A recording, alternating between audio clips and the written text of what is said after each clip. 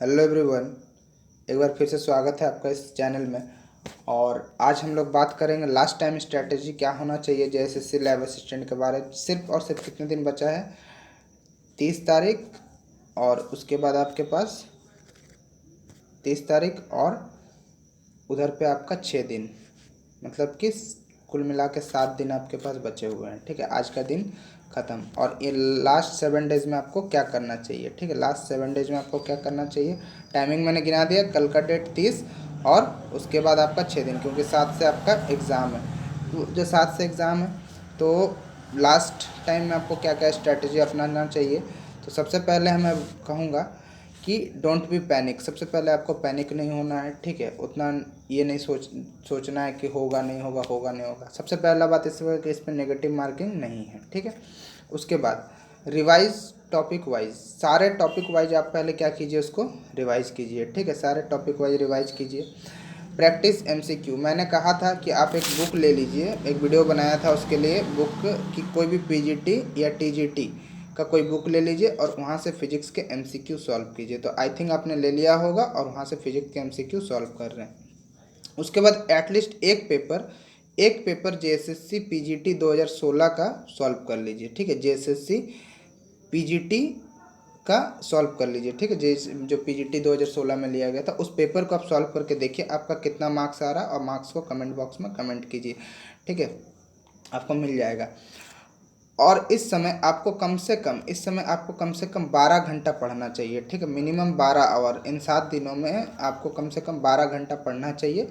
और जिस दिन एग्ज़ाम है उसके रात को आप कुछ मत पढ़िए। ठीक है, लास्ट डे एग्ज़ाम के लास्ट, मतलब कि जैसे 6 तारीख को आपको रात में नहीं पढ़ना है, आपको रिलैक्स करना है। ठीक है, आराम करना है और माइंड को शांत करना है।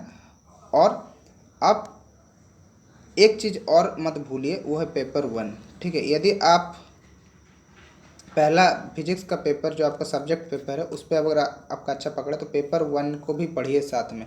क्योंकि पेपर 1 नहीं पढ़िएगा तो अगर पेपर 1 में क्वालिफाई नहीं करते हैं तो पेपर 2 आपका चेक नहीं होगा। तो एटलीस्ट हिंदी का कुछ देख लीजिए। ठीक है, या फिर कोई भी प्रीवियस ईयर उठा लीजिए, हिंदी का मिल ही जाएगा। ठीक है, और झारखंड जी के मैंने कहा था पढ़ने, तो कम से कम कुछ एमसीक्यू देख लीजिए, इंग्लिश के कुछ ये सॉल्व कर लीजिए, जीके वगैरह थोड़ा देख लीजिए, हो जाएगा। पेपर 1 क्वालिफाइंग है तो आप आराम से पेपर 1 तो क्वालिफाई कर ही जाएंगे। लेकिन इग्नोर नहीं करना, मैं बार बार बोल रहा हूँ। हो सकता है हार्ड पेपर बना दे तो फिर आपका सब झोलमाल हो जाएगा। ठीक है, और ऐसा भी नेगेटिव नहीं है तो इसलिए उतना सोचना नहीं है।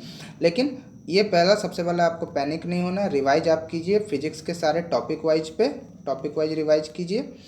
उसके बाद एमसीक्यू प्रैक्टिस कीजिए। यदि आपको नोट्स लेना है, एक बीच में मैं थोड़ा सा ये करना चाहूँगा, यदि आपको नोट्स लेना है किसका, थर्मल फिजिक्स और इलेक्ट्रिसिटी का, तो आप इस नंबर पर व्हाट्सएप कर सकते हैं।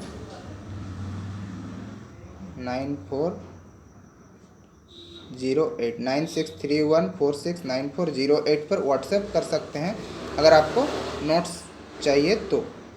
ठीक है, इलेक्ट्रिसिटी और थर्मल फिजिक्स का अवेलेबल है। ठीक है, बाकी मेरे पास अवेलेबल नहीं है क्योंकि मेरे पास भी टाइम कम दिया और जेएसएससी ने भी टाइम नोट्स मैंने कवर करने के लिए टाइम आपको कम दिया। तो खैर ठीक है, प्रैक्टिस एमसीक्यू कीजिए और पीजीटी का पेपर लगाइए। कम से कम 12 घंटा पढ़िए और कम से कम आधा घंटा, हाफ एन आवर योगा कीजिए। अदरवाइज आपका तबीयत भी ख़राब हो सकता है, क्योंकि इतना देर कीजिएगा तो मतलब हाफ एन आवर नहीं, सॉरी, आधा घंटा आपको योगा करना है। और पॉजिटिव माइंडसेट के साथ एग्ज़ाम लिखने चाहिए। बी पॉजिटिव, सब कुछ अच्छा होगा। ठीक है, तो ये मेरा सजेशन रहा। आपको नोट्स चाहिए तो फिर से मैं बोल रहा हूँ कि आप इस नंबर पर संपर्क करें और डोंट बी पैनिक, जो होगा अच्छा होगा। और एमसीक्यू ज़्यादा से ज़्यादा सॉल्व कीजिए, एमसीक्यू ज़्यादा से ज़्यादा सॉल्व। अभी भी मैं एक सजेशन दूँगा, जिनके पास एमसीक्यू बुक नहीं है ना, वो जाके बुक शॉप से ले लें। ठीक है, बुक शॉप से ले लें कोई भी पीजीटी या टीजीटी का बुक फिजिक्स का, और वहाँ से सॉल्व करें। तो ऑल द बेस्ट, सबको अच्छे से तैयारी करें और अच्छे से एग्ज़ाम लिखें पॉजिटिव माइंड के साथ। ठीक है, आपको पॉजिटिव अप्रोच के साथ एग्ज़ाम लिखें। Okay, thank you for watching this video.